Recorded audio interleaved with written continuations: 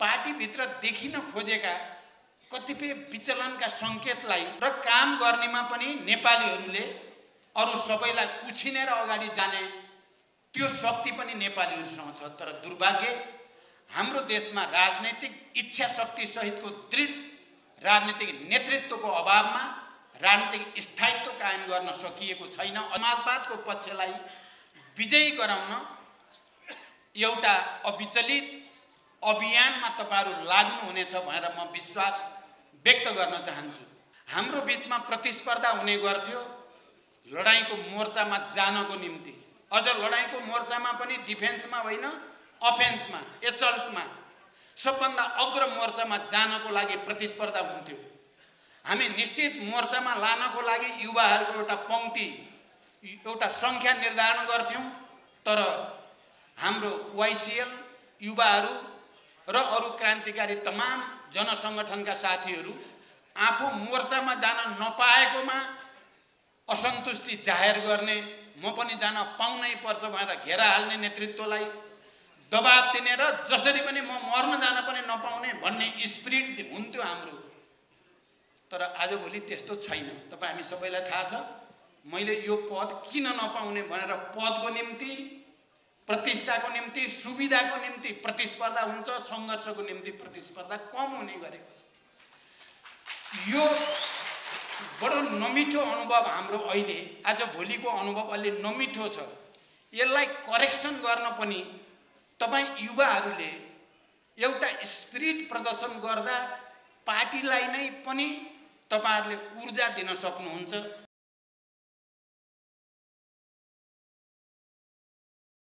नेपालको यो दोस्रो राष्ट्रिय भेला देशको राजनीतिक परिस्थितिको एउटा विशिष्ट मोडमा सम्पन्न हुँदैछ। भर्खरै संविधान सभाबाट संघीय लोकतान्त्रिक गणतन्त्रको संविधान घोषणा भएपछिको दोस्रो निर्वाचन प्रक्रियाको रूपमा स्थानीय तहको निर्वाचन सम्पन्न भयो र हामी छिटै प्रदेश र संघको निर्वाचनको तयारीमा जाँदैछौँ। सिङ्गो राष्ट्र लोकतन्त्रको खास गरी समावेशी लोकतन्त्रको अभ्यासका सन्दर्भमा एउटा अर्को ऐतिहासिक प्रक्रियामा अगाडि बढ्दै गर्दा तपाईहरुको यो राष्ट्रिय भेला सम्पन्न हुँदैछ। स्थानीय निर्वाचन सकिएको, प्रादेशिक र केन्द्रीय निर्वाचन आउँदै गरेको बीचको बिन्दुमा तपाईहरुको राष्ट्रिय भेला हुँदैछ। त्यसकारण यो भेलाको अगाडि तत्कालको दृष्टिकोणले हामीले यो ब्यालेटको संघर्षमा विजय प्राप्त गर्नको निम्ति युवाहरूको के भूमिका र दायित्व हुन्छ भन्ने कुरा टुङ्गो लगाउनु, त्यसको निम्ति नीति योजना कार्यक्रम बनाउनु र अभियानको रूपमा देशव्यापी रूपमा अगाडि बढ्नु आजको प्रमुख आवश्यकता हो। मलाई विश्वास छ तपाईहरुको यो राष्ट्रिय भेलाले निर्वाचित गर्ने नयाँ नेतृत्व र निर्णय गर्ने नीति कार्यक्रमहरू मुख्य रूपमा अहिले देशमा संघीय लोकतान्त्रिक गणतन्त्रलाई सुदृढ गर्ने, समाजवादतिरको यात्राको आधारलाई अझ बलियो र फराकिलो बनाउने उद्देश्यमा आधारित भएर अगाडि बढ्नेछ। म अहिले लामो व्याख्या गर्न त सम्भव देखेको छैन, तर तपाईहरुको यो राष्ट्रिय भेलामा को यो उद्घाटन सत्रमा उपस्थित भएर केही कुरा राख्दै गर्दा हिजो नेपाली जनक्रान्तिलाई एउटा नयाँ उचाइ प्रदान गर्ने र देशलाई सामन्ती निरङ्कुशताबाट लोकतान्त्रिक गणतन्त्रको संघीय लोकतान्त्रिक गणतन्त्रको उज्यालोतिर डोर्याउने काममा वाइसिएल नेपालले खेलेको भूमिका म अहिले प्रत्यक्ष रूपमा स्मरण गर्दैछु। हाम्रो झण्डै अझै बन्दै गएको जनमुक्ति सेनाको आपूर्तिमा वाइसिएल नेपालले खेलेको भूमिका, प्रत्यक्ष जनमुक्ति सेनाको रूपमा निरङ्कुशताका विरुद्धको लडाईँमा प्रदर्शित गरेको त्याग बलिदानका कीर्तिमानहरू त्यसैको जगमा नै यो युगान्तकारी परिवर्तन सम्भव भएको हो। म अहिले ती दिनहरूलाई र ती सङ्घर्ष र बलिदानका कीर्तिमानहरूलाई स्मरण गर्न चाहन्छु र ती तमाम शहीदहरू, हजारौं शहीदहरू, बेपत्ता योद्धाहरू, घाइते अपाङ्गहरू त्यो लडाईँमा जुन वीरताका गाथाहरू कोरिए ती सबैप्रति हार्दिक श्रद्धा सम्मान प्रकट गर्न चाहन्छु र त्यसैको जगमा यो ऐतिहासिक र युगान्तकारी परिवर्तन सम्भव भएको कुरा एकचोटि फेरि म स्मरण गर्न र गराउन पनि चाहन्छु। विस्तृत शान्ति सम्झौतापछि जनयुद्ध र जनआन्दोलनको बलमा जुन तागत पैदा भयो र पहिलो संविधान सभाको निर्वाचन भयो, त्यो संविधान सभाको निर्वाचनलाई सफल पार्ने कुरामा र त्यो संविधान सभाको पहिलो निर्वाचनमा क्रान्तिकारी शक्तिलाई देशको प्रमुख राजनीतिक शक्तिको रूपमा स्थापित गर्ने काममा पनि वाइसिएल नेपालको भूमिका निकै नै महत्त्वपूर्ण, झन्डै निर्णायक रह्यो। प्रतिक्रियावादी जाली फटाहरूलाई आतंक दिँदै जनतालाई सुरक्षाको प्रत्याभूत गराउने कुरामा पनि वाइसिएल नेपालको भूमिका दूरगामी र ऐतिहासिक महत्त्वको रह्यो र त्यही भूमिकाको कारणले नै संविधान सभा बनियो। यद्यपि त्यो दुईचोटि भयो र अनि संविधान सभाबाट समावेशी र समानुपातिक प्रतिनिधित्व प्रणाली सहितको संघीय लोकतान्त्रिक गणतन्त्रको संविधान बन्यो। म त्यसको साथै यस बीचमा भएका उतार चढावहरू कहीँ कतै संविधानका सकारात्मक र प्रगतिशील प्रावधानहरू उल्टिने त होइनन्, देश फेरि निरङ्कुशतातिर धकेलिने त होइन भनेको बेलामा वाइसिएल नेपाल र तपाईँ युवाहरूले खेलेको भूमिका कसरी निर्णायक हुन गयो भन्ने कुरा पनि 1-1.5 वर्ष अगाडिको प्रत्यक्ष अनुभव पनि हामीसँग छन्। त्यसकारण अहिले मैले तपाईहरुको यो उद्घाटन सत्रमा तपाईहरुलाई सम्बोधन गर्दै गर्दा आउने दिनमा चाहे सडकमा होस् चाहे निर्वाचन प्रक्रियामा होस् तपाईहरुले खेल्ने भूमिकाले विशेष अर्थ महत्त्व मात्रै होइन झण्डै झण्डै निर्णायक भूमिका खेल्छ। त्यसकारण एक ढिक्का भएर देशमा परिवर्तनको पक्षलाई, क्रान्तिको पक्षलाई, समाजवादको पक्षलाई विजयी गराउन एउटा अविचलित अभियानमा तपाईहरु लाग्नुहुनेछ भनेर म विश्वास व्यक्त गर्न चाहन्छु। हामीले वाइसिएल नेपाललाई एउटा सामान्य जनवर्गीय संगठनको रूपमा हेरेका छैनौं। अन्तर्राष्ट्रिय कम्युनिस्ट आन्दोलनको तमाम अनुभवहरू, मार्क्सवाद, लेनिनवाद, माओवादको विकाससम्मका तमाम अन्तर्राष्ट्रिय अनुभवहरूले युवाहरूलाई क्रान्तिकारी विचारद्वारा द्वन्द्वात्मक तथा ऐतिहासिक भौतिकवादी विज्ञानद्वारा प्रशिक्षित गर्ने र कम्युनिस्ट पार्टीको उत्तराधिकारी संगठनको रूपमा, कम्युनिस्ट पार्टीको सहायक संगठनको रूपमा विकसित गर्ने मान्यता मार्क्स एंगेल्सकै पालादेखि सुरु भएको हो। जति बेला कम्युनिस्ट इन्टरनेशनल भनेर स्थापित भयो मार्क्स एंगेल्सकै विशेष पहलमा, त्यसको लगत्तै पछि बनेको अन्तर्राष्ट्रिय संगठन भनेको युथ इन्टरनेशनल, युवाहरूको अन्तर्राष्ट्रिय सँगसँगै गठन गरेर मार्क्सले र एंगेल्सले धेरै चर्चा गर्नु भएको छ। युवाहरूलाई संगठित गर्ने कुरा, उनीहरूलाई उत्तराधिकारको रूपमा प्रशिक्षित गर्ने कुरा र उनीहरूलाई कम्युनिस्ट पार्टीको सहायक संगठनको रूपमा विकसित गर्ने कुराको के ऐतिहासिक महत्त्व छ, धेरै गहन बहस र गहन र वैज्ञानिक निष्कर्षहरू त्यति बेला दिइयो। पहिलो अन्तर्राष्ट्रिय क्रान्तिका क्रममा पनि, खास गरी रुसको समाजवादी क्रान्तिका क्रममा युथ कम्युनिस्ट लीगले खेलेको भूमिका कति ठूलो छ भन्ने कुरा कमरेड लेनिनहरूले गरेका विश्लेषण र संश्लेषणबाट पनि हामी देख्छौं।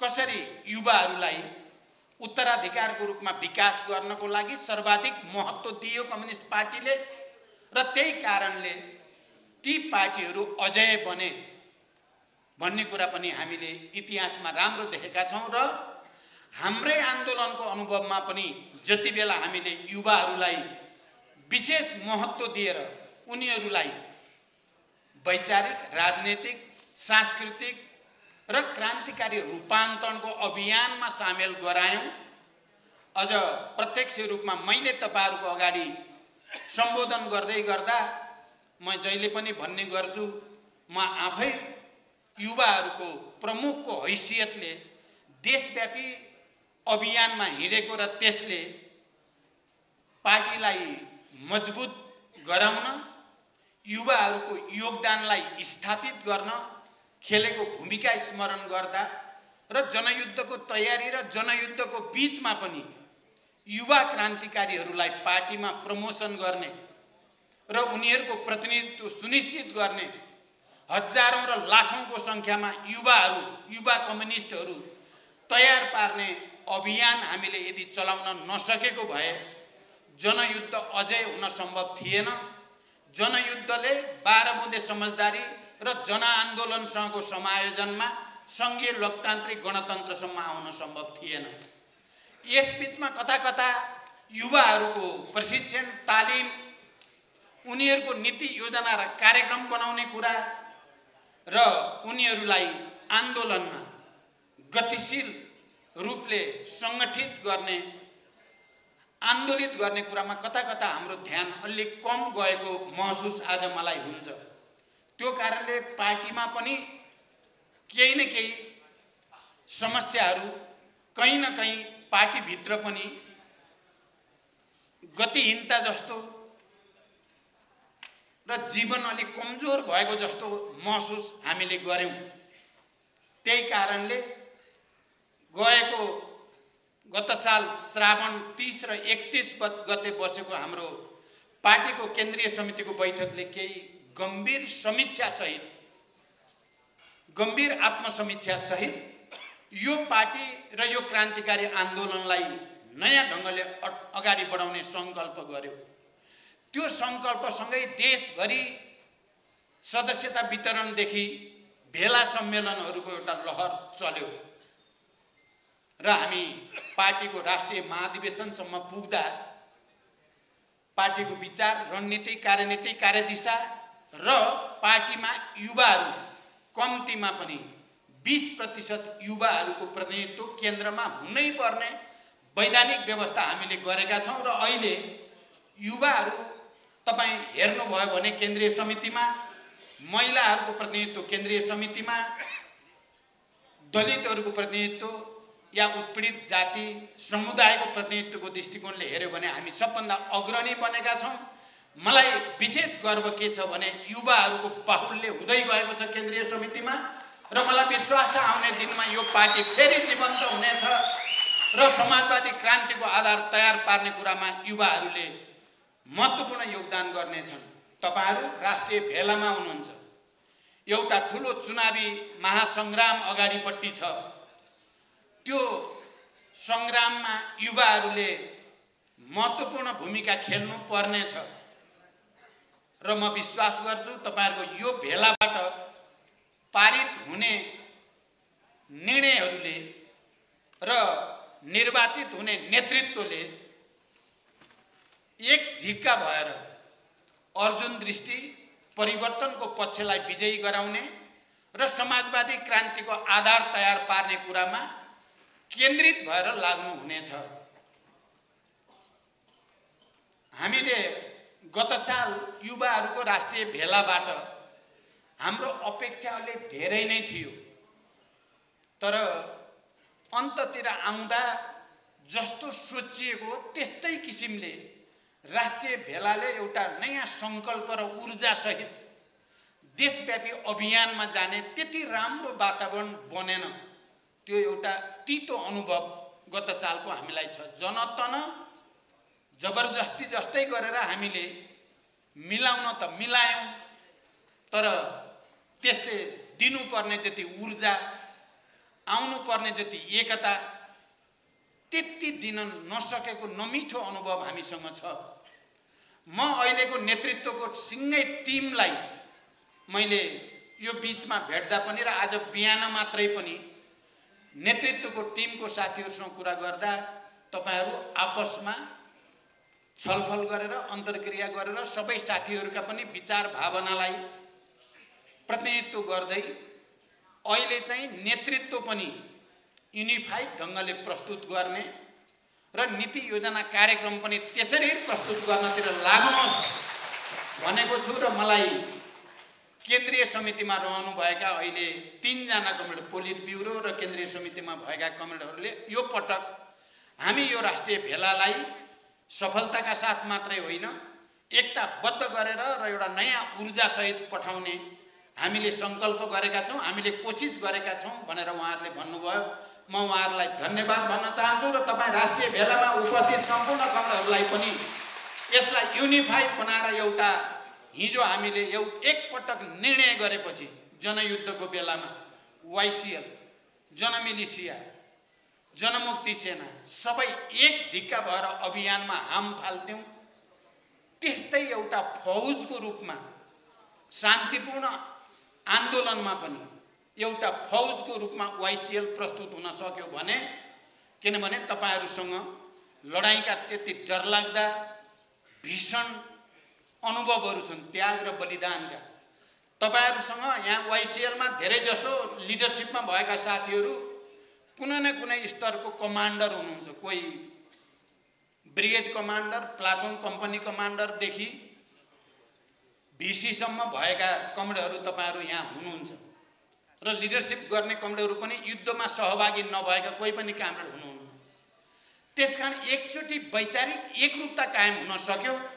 समाजवादी क्रान्तिको आधारशिला खडा गर्ने कुरामा हामी युवाहरूको ठुलो दायित्व छ भन्ने कुरालाई महसुस गर्न सकियो र अभियानलाई हिजोको स्पिरिटमा हामीले अगाडि बढाउन सक्यौँ भने हाम्रो विजय यात्रालाई नेकपा माओवादी केन्द्रकै नेतृत्वमा समाजवादी क्रान्ति अगाडि बढ्ने कुरालाई मेरो अनुभवले भन्छ दुनियाँको कुनै ताकतले रोक्न सक्ने छैन। हामी विजयी हुनेछौँ। त्यही सङ्कल्प हामीले लिनु छ, हामीले त्यही सङ्कल्प लिएर अगाडि जानु छ। हिजो हामी क्रान्तिकालमा या आन्दोलनको समयमा हाम्रो बिचमा प्रतिस्पर्धा हुने गर्थ्यो लडाईँको मोर्चामा जानको निम्ति। अझ लडाईँको मोर्चामा पनि डिफेन्समा होइन, अफेन्समा, एसल्टमा, सबभन्दा अग्र मोर्चामा जानको लागि प्रतिस्पर्धा हुन्थ्यो। हामी निश्चित मोर्चामा लानको लागि युवाहरूको एउटा पङ्क्ति, एउटा सङ्ख्या निर्धारण गर्थ्यौँ।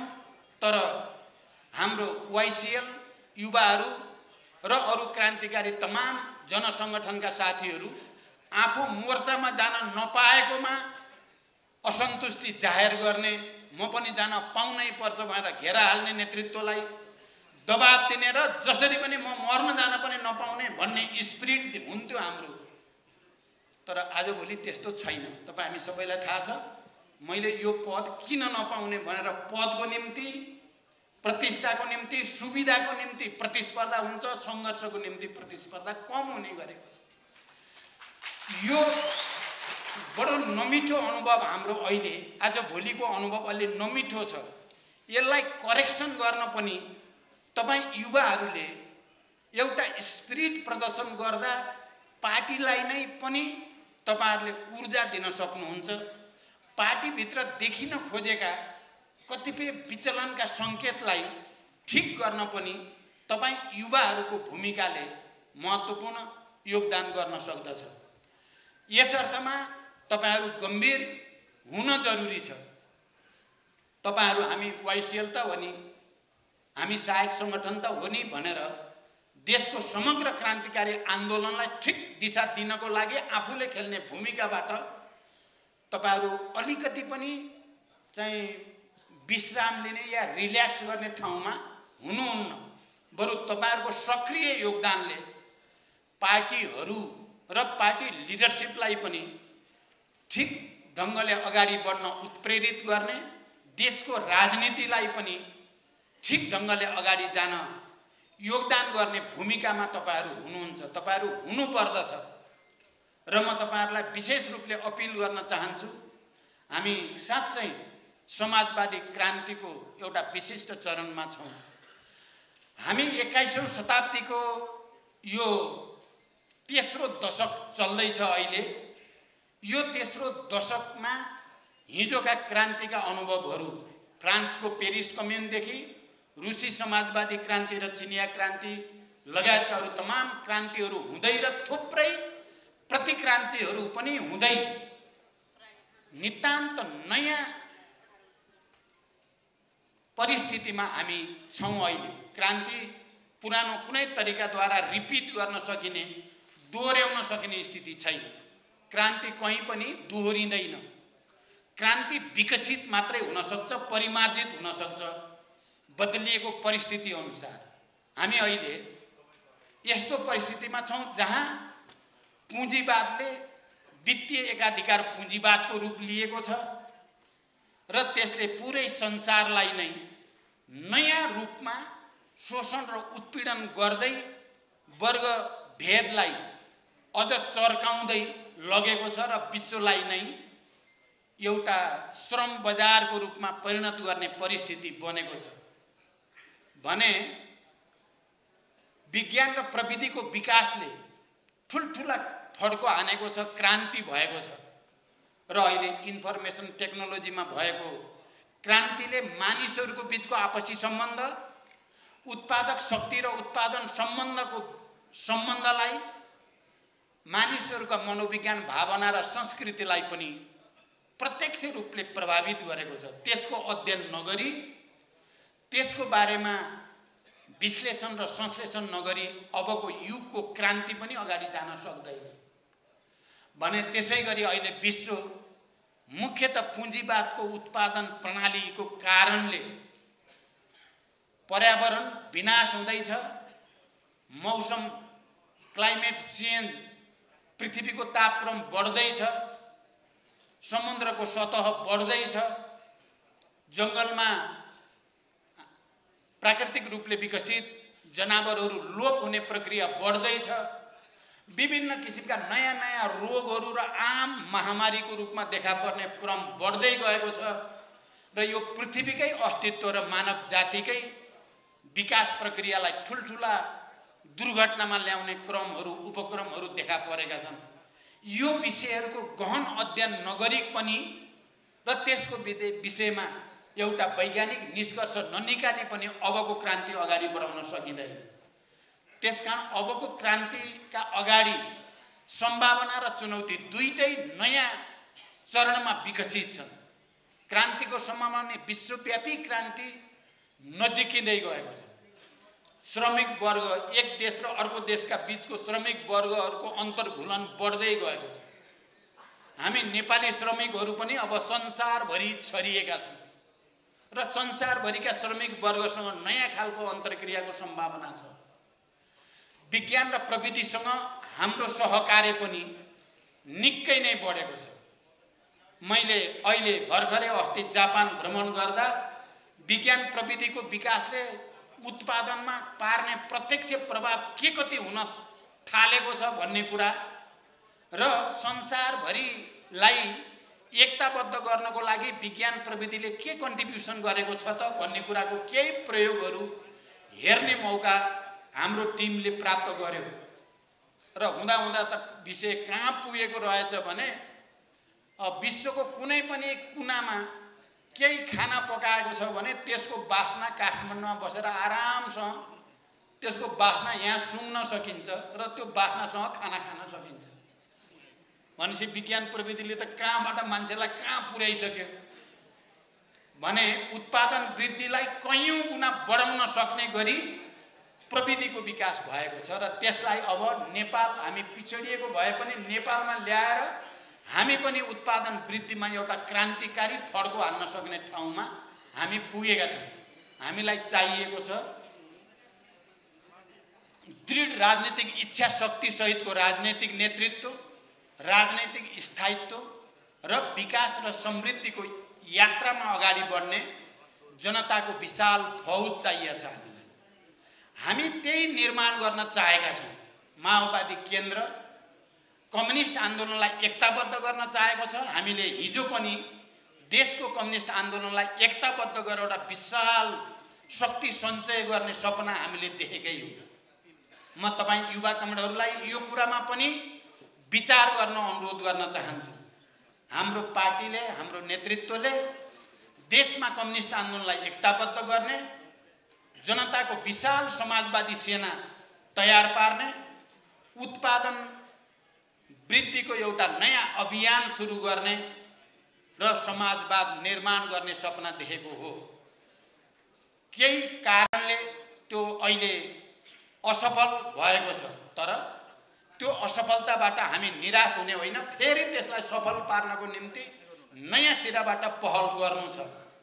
हामी अहिले पनि वामपन्थीहरूलाई एकताबद्ध गर्ने कुरामा र भोलि चाहिँ फेरि त्यही सपना पुरा गर्नको लागि कम्युनिस्ट आन्दोलनलाई एकीकृत गर्ने, शक्तिशाली बनाउने र समाजवाद निर्माणको यात्रामा अगाडि बढ्ने र अन्य विभिन्न राजनीतिक सङ्गठनहरूसँग पनि सहकार्य गर्दै यो देशलाई छिटै, किनभने प्रकृति त्यसले दिएको साधन स्रोतको प्रचुरता र मानवीय साधन स्रोतको दृष्टिले नेपालीहरू संसारमा जहाँ गएका छन् प्रतिस्पर्धामा खरो उत्रेका छन्।